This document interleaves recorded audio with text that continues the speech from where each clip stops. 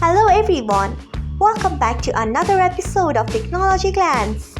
Today in this video, I am going to guide you through how you can disable Allow Editing on MX Player. So let's get started. Firstly, open MX Player app in your device.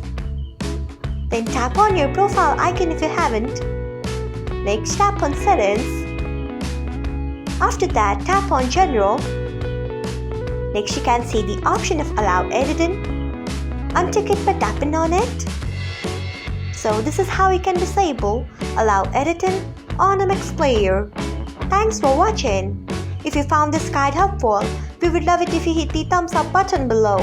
We upload great new tech tutorials like this one every day, so do not forget to subscribe to our channel and hit the bell icon so that you will never miss another update.